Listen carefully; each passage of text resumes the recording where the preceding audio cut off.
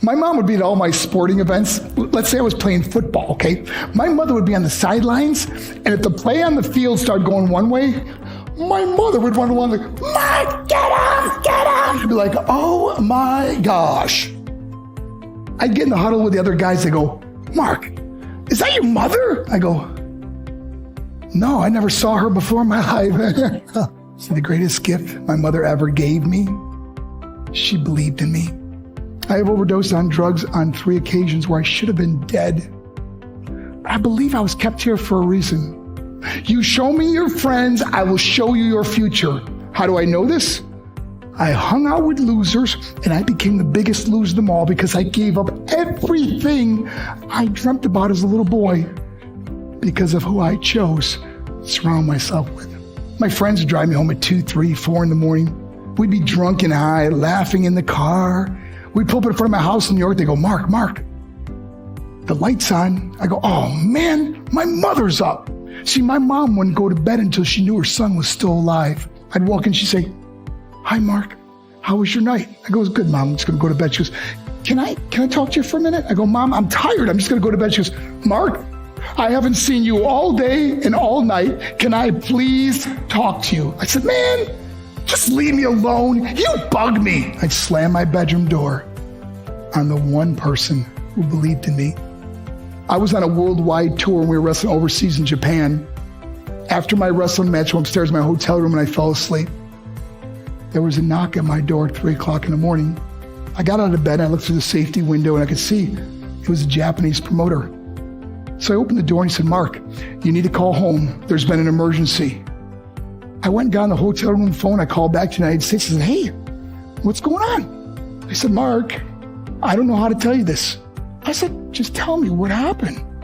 All of a sudden I started crying. They go, Mark, I can't tell you. I said, just say it. I said, Mark, your mother died. I just threw the phone down. I ran out of my hotel room. I took the elevator to the lobby, and when the doors opened up, I just ran out into the street. I mean, there was no cars, there was no people. It was 3 o'clock in the morning. And I walked down the middle of a street in Hiroshima, Japan.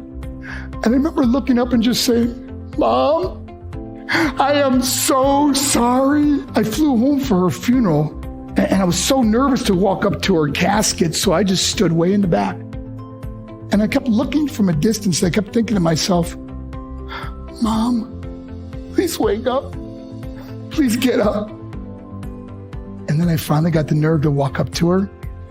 And as I got closer, I could see my mom for the first time. I mean, she was so beautiful. She was dressed in white. I mean, she looked like an angel. And I just stood over it. I said, Mom, you are my hero.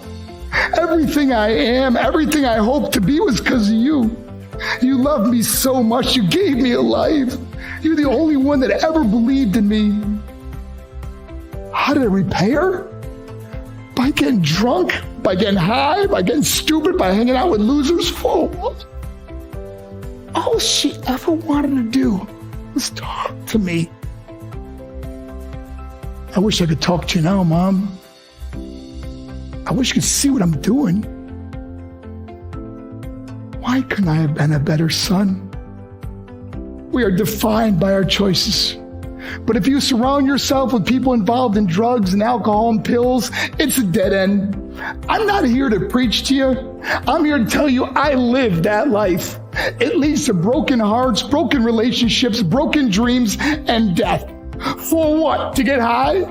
If you have a mother or a father, when you go home, tell them how much you love them. See, my whole life was about being rich and famous. I had to be a millionaire. I had to win the race. I had to win the race at the expense of my marriage, my family, my friends. For what? To be all alone in the world? I learned what is truly important, and that is how precious this gift of life is, and our families, and how quickly it can be taken away. See, I no longer live in time.